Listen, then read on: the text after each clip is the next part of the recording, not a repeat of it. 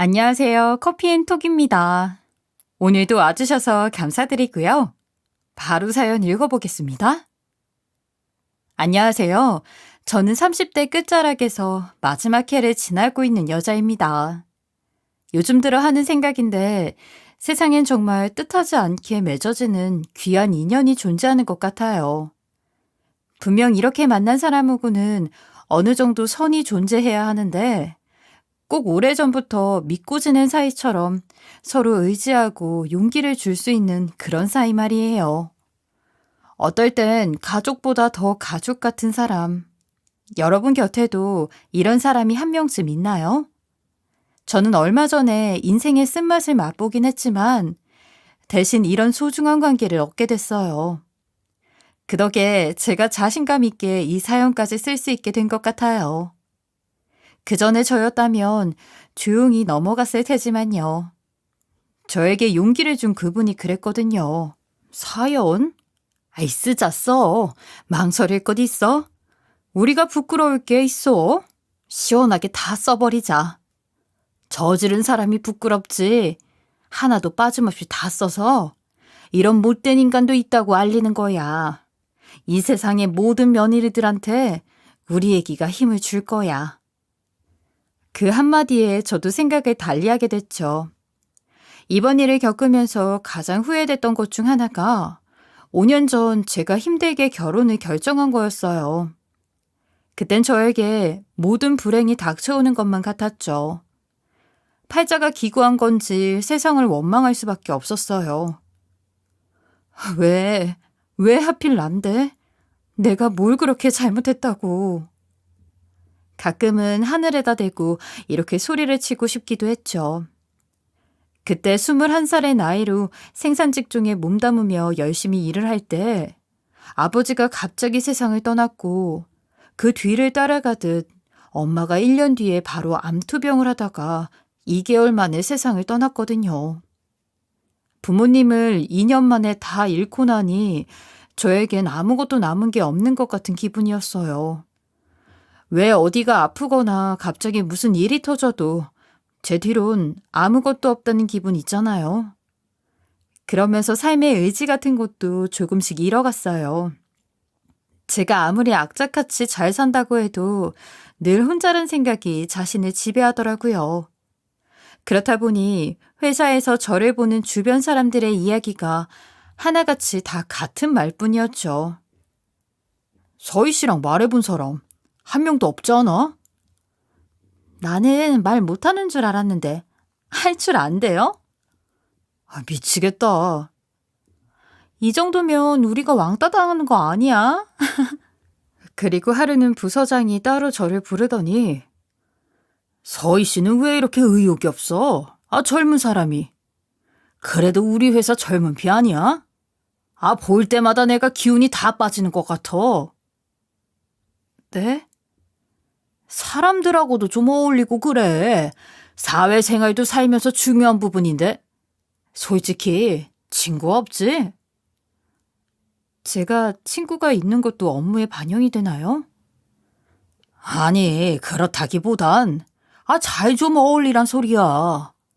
이제 다음 주면 새로운 사람들 입사하는데 꼭 이런 분위기 만들어야겠냐고. 신경이 쓰여서 그런다. 무슨 뜻인진 알겠습니다만 죄송해요. 지금은 제가 그럴 수가 없어서요. 일에 차질 없도록 맡은 일은 성실히 하겠습니다. 그렇게 사람들과 겉돌면서 마치 회사에서 부품처럼 일을 할 뿐이었어요. 그런데 새로운 사람들이 또 기존에 다니던 사람들과 저를 묘하게 멀리하는 분위기를 만들더라고요. 부모님 두 분 다 잃고 밥을 먹어도 눈물이 뚝뚝 흐를 것 같고 아무도 없는 빈집에 가서 있으면 더 혼자인 것 같은 외로움에 대해 그 누가 이해하겠어요. 가만히 입 다물고 일만 열심히 하는 것도 힘든 상황인데 말이죠. 그런데 회식 자리에서 갑자기 자리를 바꿔 멀리 있던 제 옆으로 온 사람이 한 명 있었어요. 술 좀 하세요. 맥주 한 잔 드리고 싶은데. 그런데 사람들이 절 멀리하는 분위기를 전혀 모르는 것 같아서 제가 미리 알려줬죠. 저랑 어울려서 좋을 게 하나도 없었으니까요. 저한테 말 걸면 별로 안 좋을 거예요. 제가 사람들이랑 잘 안 어울리는 편이라서요. 새로 오셨는데 저쪽 가서 얘기 많이 나누세요. 사람들이 참 웃겨요. 제대로 겪어보지도 않고. 보세요. 쳐다보잖아요. 전 괜찮으니까 가세요. 왜 그러세요? 제가 이야기 나누고 싶어서 온 건데. 네? 저하고요? 궁금해서요. 이야기 나눠보고 싶어 왔어요. 제 인생에 제가 궁금해서 이야기를 하고 싶었던 사람은 처음이었어요. 그저 우울해 보이네, 기운이 없다느니 그런 소리만 들었는데 그런 말을 듣고 나니 저도 모르게 가슴이 뛰는 게 느껴지더라고요. 그래도 저를 맡고 있는 건 고아가 됐던 사실이었죠. 하룻밤만 자고 일어나면 어디선간 엄마가 된장찌개를 끓이며 일어났어? 얼른 먹고 출근해. 할 것만 같은데 아직 실감도 나지 않는 그런 상황에 새로운 사람까지 받아들이는 일이 쉽지만은 않았죠. 그래서 자꾸 다가오는 그 사람을 1년이란 시간 동안 밀어내기만 했어요. 그래도 그 사람은 적극적으로 다가오더라고요. 계절은 변해가는데 그의 마음 하나는 변한 게 없었죠. 어느 순간 부모님을 잃었다는 사실이 저를 누군가에게 떳떳하게 소개하고 평범하다고 말할 수 없는 처지가 됐다는 걸 알아버렸거든요. 어느 집에서 절 받아준다 한들 분명 연민을 받을 것 같은데 그런 것도 괜히 싫었어요.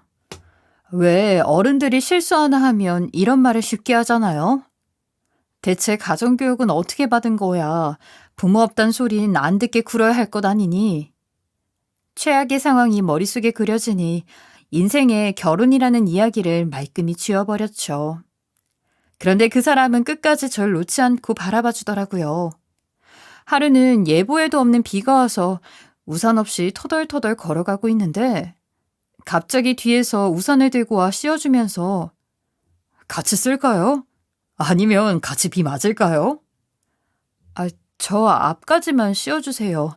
우산 사서 가게요. 집까지 가요. 이렇게 같이 있으니 좋네요. 무슨 용기가 났는지 그날은 그 사람에게 제대로 말을 해야겠다는 생각이 들더라고요.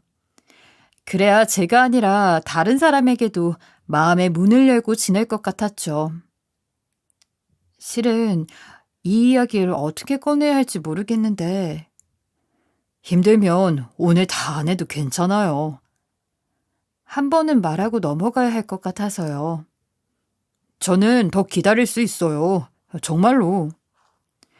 저 부모님이 두 분 다 돌아가셨어요. 네? 그런 일이 있었군요. 그 사람은 제 이야기를 자신의 이야기보다 더 가슴 아파하면서 곧 울음이 터질 것 같은 얼굴로 보이더군요. 그런 진심 어린 눈빛을 보니 저도 모르게 마음이 흔들렸어요. 깨어보니까 그냥 혼자가 돼 있더라고요. 솔직히 아직도 실감은 안 나요. 그래도 고아가 된 건 사실이니까요. 자, 그 다음은 제가 말해볼게요. 그 남자는 씩씩하게 제 이야기를 이어봤더니 혼자가 된 기분이 무서워서 누군가랑 함께였으면 좋겠는데 고아라는 처지가 마음에 걸려서 자꾸 마음 반대로 행동하게 되고 결혼 같은 건 꿈도 꾸기 싫은 그런 거죠. 이미 제 마음을 다 꿰뚫고 있는 것처럼 이야기를 하더니 아무 말 없이 저를 한참 보더라고요. 그리고 마지막으로 자신에게 솔직해지면 누군가와 함께하고 싶다는 생각이 들 거예요. 조금만 더 용기를 내봐줘요. 그리고 나면 저처럼 괜찮은 남자가 보일 겁니다. 정말 말 그대로 그 남자는 회사 여직원들끼리도 뒤에서 짝사랑하는 사람이 많을 정도로 많은 인기를 겸비한 사람이었어요. 뭐가 아쉬워서 나 같은 걸 좋아할까 그런 생각까지 들었으니까요. 그리고 전 이상하게 그날 이후로 그 사람을 보는데 마음이 편해지더라고요. 내내 아무한테도 말하지 않았던 비밀을 공유한 느낌이랄까요? 그리고 야근을 하고 있던 제게 와서 부침성 좋게 제안을 하더라고요. 같이 저녁 먹어요. 집 가면 혼자거든요, 저도. 그래요, 그럼. 그리고 그날 저랑 저녁을 먹기 위해 기다렸던 일을 알고 저도 그 사람에 대해 마음을 열어보기로 했어요. 이렇게 긴 시간을 한결같이 우직하게 바라봐준 남잔데 놓치면 아까울 것 같던 제 안의 진솔한 이야기가 들렸죠. 그렇게 우린 서로 위하고 존중하는 관계로 사내 비밀 연애를 2년 동안 한 뒤 결혼 준비를 시작했어요. 주변에 꽤 말들이 많을 것 같아 제가 퇴사를 하기로 결정했죠. 그래도 하루아침에 제 인생에 사라진 단란한 가정이란 꿈을 남편이 없었으면 다시 이루지 못했을 겁니다. 그것만으로도 너무나 고마운 사람이었죠. 그리고 이런 남편을 혼자서 키워낸 시어머니는 자식에 대한 애정이 유독 강한 분이었어요. 아들 2명이 세상 전부인 분이었죠. 그래서 처음 만난 자리에서도 아이고, 이야기는 들었어. 네가 참 고생 많았겠다. 어떻게 이렇게 젊은 나이에 그런 일을 타당하고. 아닙니다. 가기 전에 아들이라도 하나 낳아주고 가셨음 오죽 좋아. 이렇게 딸 혼자 두고 갈 생각을 하셨을까. 하기야 일찍 갈 줄 누가 알았겠어. 부모님 여의고 혼자 남은 제가 안쓰러운 게 아니라 아들 없이 혼자 남은 제 처지가 딱한 것 같더군요. 오빠나 든든한 남동생 하나만 있었어 봐. 얼마나 지금 사는 게 안심이 되겠냐고. 난 그래서 딸 부럽단 소린 생각해 본 적도 없어. 우리 남편 떠나고 나서도 아들 2 있으니까 무서울 게 없거든. 네, 든든하시겠어요. 나는 집안이고 아가씨 환경이고 그런 건 하나도 안 따져. 그저 시집 와서 아내 노릇 잘하고 좋은 엄마 되면 그걸로 됐지. 사실 그게 다야. 덕담처럼 좋은 이야기를 해주시는 어머니 앞에 저도 한시름 걱정을 놓았죠. 어떻게 밥 같은 건 좀 할 줄 알아? 요리를 잘하진 않는데 혼자 해먹던 게 전부라서. 당연하지. 젊은 사람들 다 그렇더라고. 그럼 이 기회에 나랑 한 2년 정도 왔다 갔다 하면서 살림살이랑 배워. 나도 시골에 내 집이 있으니까 오래 있긴 그렇고 오며 가며 어때? 예상 밖의 제안이었지만 어머니 말을 듣고 보니 신혼집 그리고 어머니가 계신 시댁을 오가면서 지내며 배워두라고 하시더라고요. 저도 그 말을 듣고 솔깃했죠. 요즘은 돈 있으면 다 사먹는다고 해도 막상 내 애 낳고 그러면 밖에 음식 무서워서 못 먹인다니까. 내 손으로 지어서 해먹이고 싶지. 그럴 때 엄마가 할 줄 아는 게 없으면 그것처럼 서러운 게 없어. 네, 저야 어머니가 알려주시면 좋죠. 그래. 잘 생각했다. 남보다 우리 식구끼리 배우는 게 좋지. 그런데 괜히 돈 쓰고 그럴 필요 있니? 내가 살림만 한 지 40년이 넘어가는데. 알겠습니다. 저도 열심히 배워볼게요. 그 말에 어머니는 제 손까지 잡으며 둘이 잘 살면서 떡두꺼비 같은 아들 낳아서 우리 아들하고 똑 닮은 손자 하나만 내 품에 안겨주면 내가 더 바랄 게 없어. 네. 아들이요? 응. 우리 며느리 된 걸 환영한다. 분위기를 보아하니 어머니가 저에 대해선 아들이 좋다 하니 반대할 생각도 안 하는 그런 사람이더라고요. 아들 이야기에 노후를 외칠 수 없는 엄마였죠. 그래서 저를 마음에 들어 하는지도 잘 모르겠더라고요. 그리고 얼마 뒤 결혼식을 준비하며 형님이 될 분을 따로 만나게 됐어요. 아직 결혼 전이지만 형님이라고 부를게요. 익숙해지면 천천히 해요. 급할 것 없어요. 우리끼리는 편하게 지내도 되니까. 네. 어쩐지 형님 얼굴에 그늘이 가득 차 있더라고요. 그래도 아직 자세한 이야기를 나눌 수 있는 관계는 아니라 저도 눈치만 계속 살피고 있었죠. 안 그래도 요즘 신혼집 구하는 중이거든요. 어디로요? 어머니가 왔다 갔다 하기 좋은 곳으로 알아보고 있어요.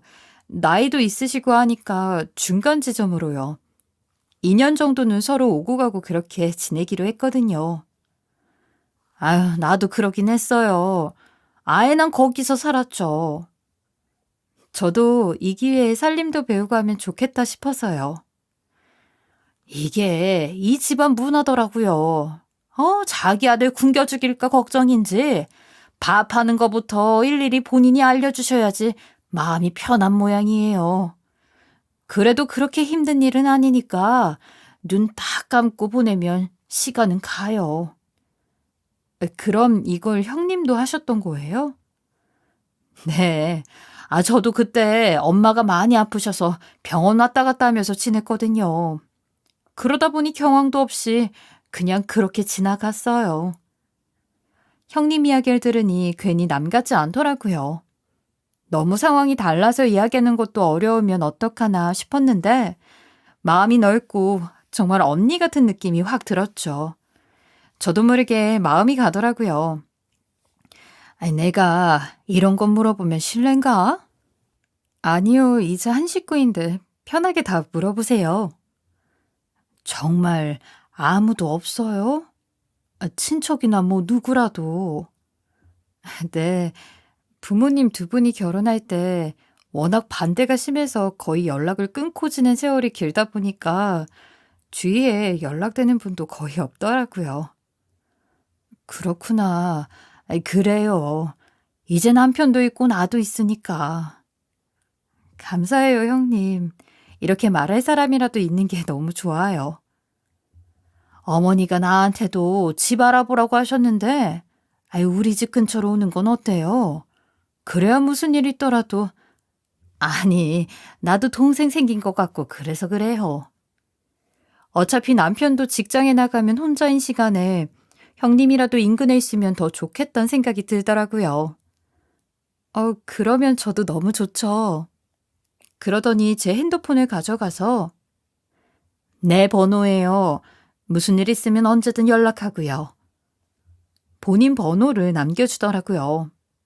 그런 모습에 저도 모르게 좋은 형님을 만났다는 안심이 됐죠. 그런데 형님이 그날 헤어지면서 했던 말이 계속 이상하게 느껴지긴 했어요. 혹시 아이 좋아해요? 네, 좋아하죠. 저도 어린 나이가 아니니까 얼른 임신하면 아니, 젊잖아요. 천천히 하지 그냥. 왜요? 아니, 아내가 간섭할 문제는 아니지만 그래도 신혼을 충분히 즐기는 게 어떤가 싶어서요. 남편도 저도 애를 좋아하다 보니까 빨리 갖자 그러고 있기는 해요. 서두를 거 있나 참. 형님도 빨리 나으셨다고 들었는데. 그저 아내가 후회되는 게 있어서 혹시 나중에 무슨 일 있으면 나한테 숨기지 말고 말해줘요. 우리 둘이 많이 의지하고 돕고 그렇게 지냈음 해요. 진심이에요. 네, 그럴게요. 왜 자꾸 무슨 일이 있을 거란 걸 염두하나 싶었죠. 제가 아직 이 집안에 적응을 못할 거라 생각했는지 말끝마다 절 걱정하면서 혹시라도 모르니 늘 본인에게 연락이 닿을 수 있도록 해두더라고요. 제가 모르는 비밀 같은 게 있는 것 같았지만 그래도 다 겪어보면서 알아가기로 결심을 했어요. 왜 사람 일이 아무리 말로 들어도 진짜 제가 경험한 거랑 다르잖아요. 그래도 어머니하고는 주마다 신혼집, 어머니가 있는 시골집을 오가면서 정말 요리 수업에 가까운 것들을 하나하나 배웠어요. 그야말로 기본인 밥 안 치는 것, 나물 무치는 것부터 명절 상차림까지 어머니에게 많은 것들을 배우면서 저도 시간 가는 줄 몰랐어요. 그리고 서울에 올라오면 항상 형님이 문자를 남겨뒀더라고요. 별일 없었어? 잘 다녀온 거지? 결혼 전에도 그렇고 다시 보니 형님이 꽤 걱정이 많은 스타일이구나. 저도 대수롭지 않게 아무 일도 없었다며 답장을 보내고 넘겼죠. 그렇게 1년 정도가 지났고 시어머니는 시골에 일이 많아졌다며 짐을 싸서 내려와 같이 지내자고 하더라고요. 서로 많이 편해지기도 했고 저도 이 기회에 어머니랑 지내면서 더 많은 이야기를 하면 좋겠다 싶었죠.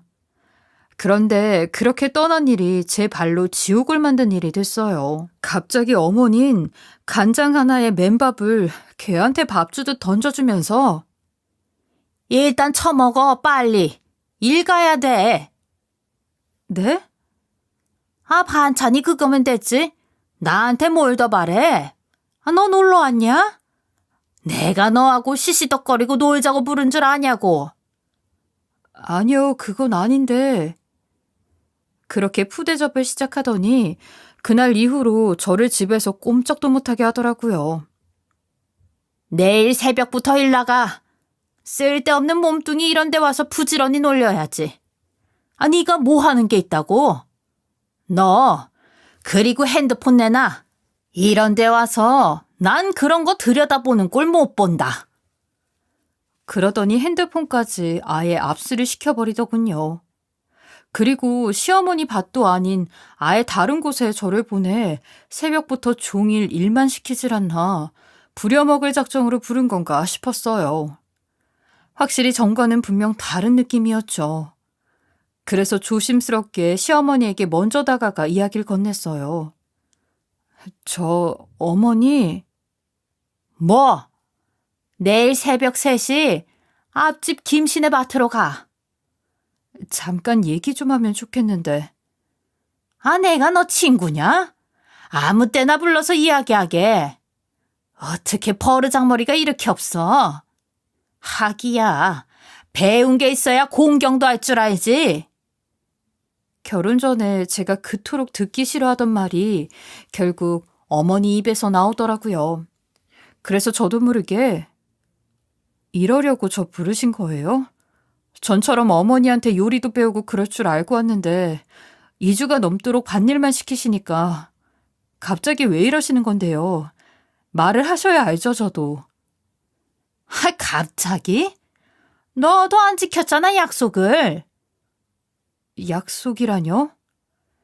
분명히 아들 낳겠다고 했어, 결혼하기 전에. 근데 지금 1년이 넘어가는데도 애 소식이 하나도 없잖아. 난 애를 쓰고 엄마 될 준비까지 다 시켜놨는데 이런 꼴이면 나도 너한테 전처럼은 못하지. 병원은 가본 거냐? 너 만약에 불임 판정이라도 받으면 그땐 가만 안 있어? 그건 그때 아니라고 말씀드렸잖아요. 시골에 절 데려와 아는 지인이 있는 병원이라며 데려가더니 엉겹결에 검사까지 시켰거든요. 불임이었으면 절 당장에 밭에 묻고도 남을 사람이니까요. 고작 1년 정도밖에 안 지났는데 임신을 못하고 있다는 이유로 저를 죄인을 만들더라고요. 그래서 저는 다음날 새벽에 짐을 싸서 다시 집으로 돌아갈 준비를 했죠. 편지 한 장 남기고 가는 게 제일 좋을 것 같았어요. 더는 어머니하고 이런 문제로 붙어있다간 감성 싸움밖에 안 하겠구나 싶었어요. 그래서 어머니 서랍에 있던 핸드폰을 꺼내 나가려는데 어머니가 제 발목을 꽉 움켜쥐더라고요. 어딜 가시게? 그게 아니라 어머니 깊이 잠드신 것 같아서요. 어디 시애미를 속이길? 어머니, 아니 아무래도 제가 여기 있는 게 그래서. 그래서 뭐? 너 도망이라도 가려고? 나 모르게? 저하고 이렇게 얼굴 붉히고 있는 것 어머니도 편하지 않잖아요. 그래서 제가 간다고요. 짐은 왜 싸? 내가 모른 척하고 있으니까 진짜 모르는 줄 알아? 어디 도망을 가 감히? 안 되겠다. 너 같은 건 이번에 제대로 혼쭐을 내줘야지. 그러더니 어머닌 밭일에 필요한 것들을 모아둔 창고에 들어가서 끈 하나를 들고 나와 제 몸에 묶어 마치 포승줄에 끌려가는 사람처럼 절 어딘가로 데려가더군요. 주위에 아무도 없고 소리를 질러도 소용이 없었죠. 누구 없어요? 살려주세요. 소리 질러봐라.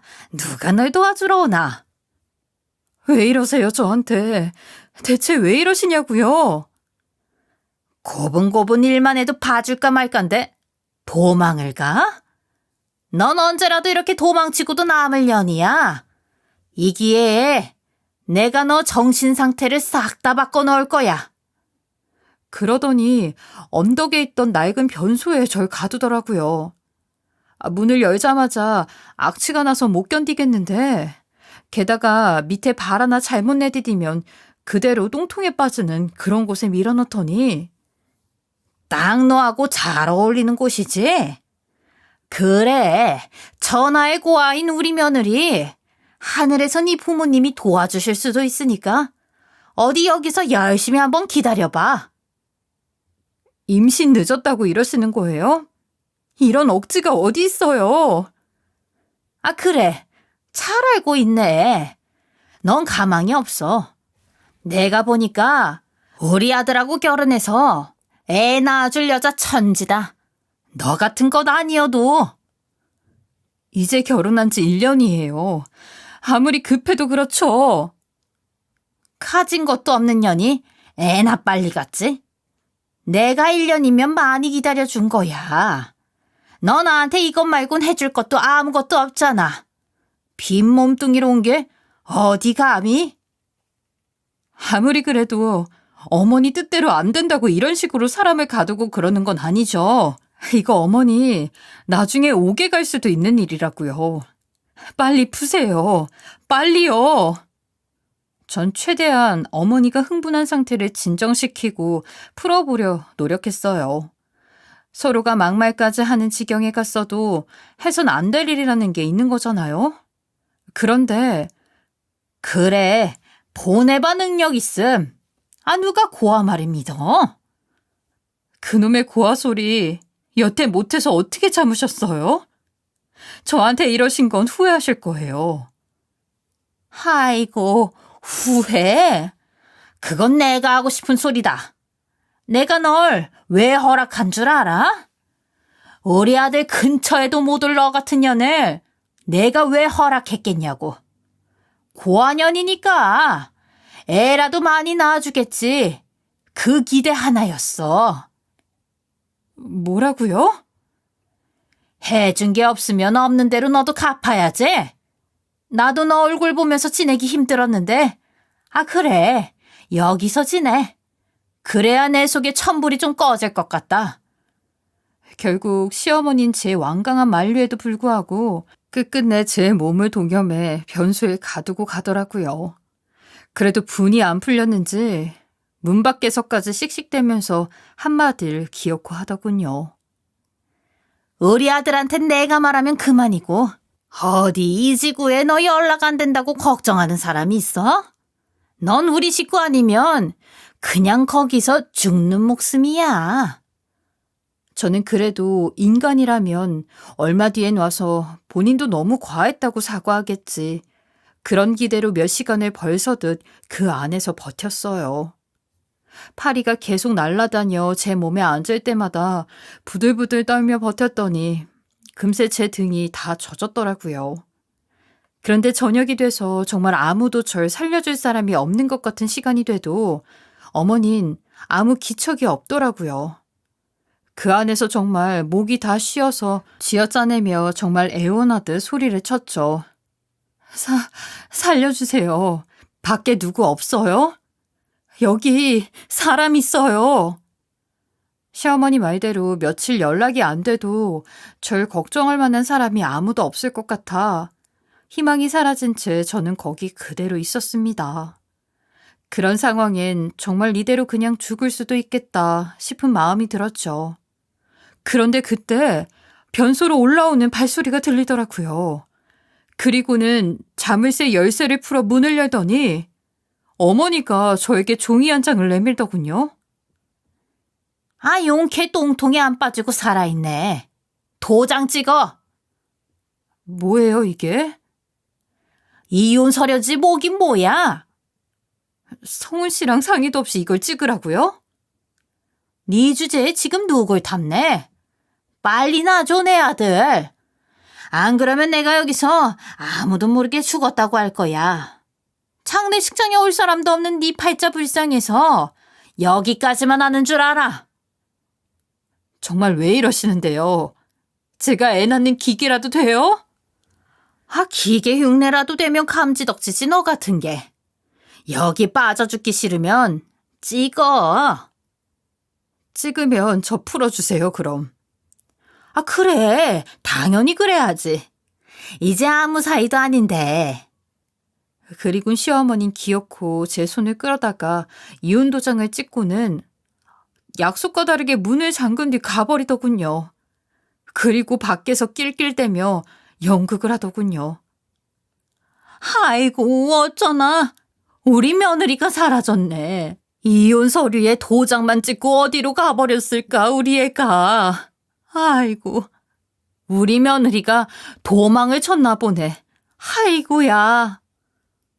전 처음으로 어떤 사람을 없애고 싶다는 생각을 그때 해봤네요. 이러다 하루가 지나겠구나 싶을 정도로 오래 서 있다 보니 점점 다리는 굳어서 말도 안 듣고 윙윙대는 팔이 때문에 눈도 못 뜨고 있는데 어머니의 말소리가 갑자기 한마디에 비명으로 바뀌더군요. 억하는 소리와 함께 뭔가 둔탁한 소리가 같이 나는데 갑자기 어머니가 쓰러졌나 싶었죠. 문 하나 사이로 밖에서 일어난 일을 생각하려니 이상한 생각밖에는 안 들더라고요. 그런데 지푸라기라도 잡는 심정으로 도둑이든 멧돼지든 제발 나가게만 해달라고 저는 다 쉰 목소리로 짜냈죠. 여기 저 있어요. 사람 있어요. 동서야? 동서 맞아? 그리고 누군가 공구 같은 걸로 자물쇠를 깨더니 얼마 뒤에 바로 제가 있던 소변문이 힘없이 툭 쓰러지더군요. 그리고 바닥엔 시어머니와 냄비 하나가 뒹굴고 있었고 당당히 서 있던 사람은 무슨 일 있으면 항상 연락하라고 하던 형님이었어요. 형님. 여기 서 있던 15시간이 넘는 그 시간 동안 혼자 죽을 생각까지 했던 게 너무 벅차올라서 저도 모르게 형님 품으로 가서 펑펑 울음을 터뜨렸습니다. 엄마가 돌아가신 장례식장에서도 그렇게 바보처럼 울진 않았던 것 같은데 악독한 인간 앞에 아무 힘도 못 쓰고 억울하게 죽나 싶었던 그 마음이 눈 녹듯 형님 품에 녹아내렸죠. 동서, 얼른 나와, 내 손 잡고. 그리고 형님은 제 손을 꽉 잡더니 다급한 목소리로 저 인간 곧 일어날 거야. 빨리 동서 도망쳐. 그리고 형님은 112에 전화를 걸더군요. 아니, 여기엔 제가 있어야 경찰이 와도 무슨 증거가 성립될 것 같은데 저를 보내고 어떻게 한다는 건지 모르겠더라고요. 끝까지 갈 거야, 이번엔. 동서는 얼른 도망쳐. 빨리. 형님은 마저 풀리지 않은 끈을 풀어주면서 저를 보내줬고 다음날 저는 시어머니가 경찰서에 있다는 이야기를 형님께 전해 들었어요. 꿈에서도 따라와 아들 못 낳으면 절 죽일 듯 잡아갈 것 같던 사람이 하루아침에 무슨 일로 거길 가 있는지 도통 영문을 모르겠더라고요. 그런데 형님이 제게 마지막으로 같이 갈 곳이 있다며 절 데리고 간 곳에서 다시 악독한 시어머니 얼굴을 보게 됐습니다. 변소에 절 가둔 모습처럼 송치되고 있는 모습이었죠. 설마 징역살이 하는 거예요, 지금? 자기가 한 짓 이제야 벌 받는 거야. 사실 내 첫애는 딸이었어. 동서가 있던 딱 그 자리에 딸 낳았다면서 날 가두더라고. 뭐요? 진짜 미친 여자네. 내가 딸을 낳았던 이유로 그랬겠지. 그리고 내가 거기서 풀려났을 땐 이미 내 딸은 하늘나라에 갔어. 사고였대.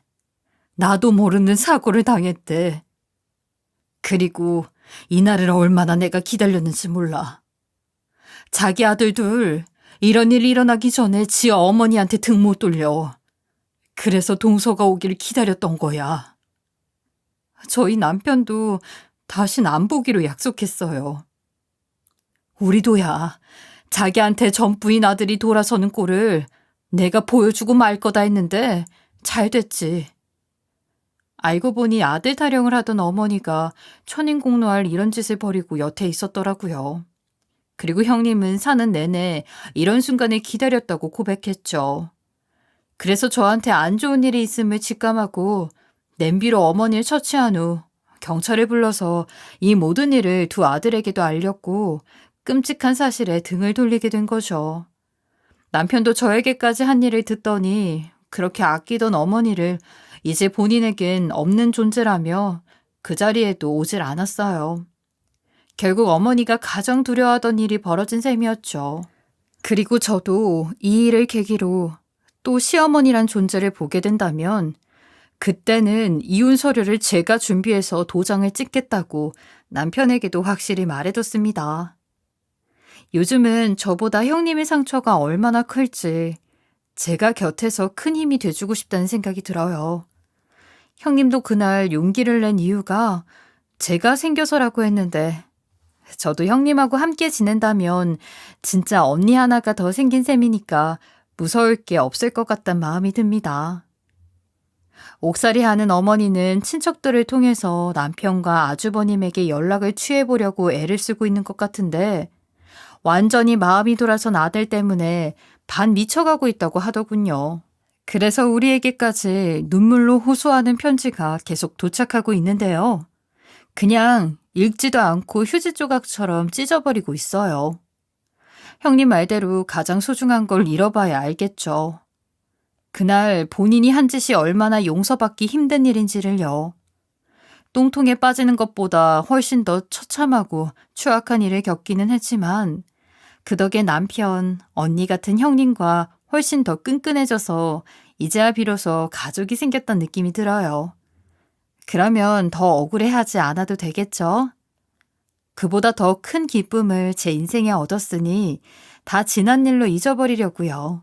그리고 저와 같은 이 세상의 모든 며느리들에게 형님 동서지간에도 이렇게 의지하고 잘 지낼 수 있다는 걸 말해드리고 싶었어요.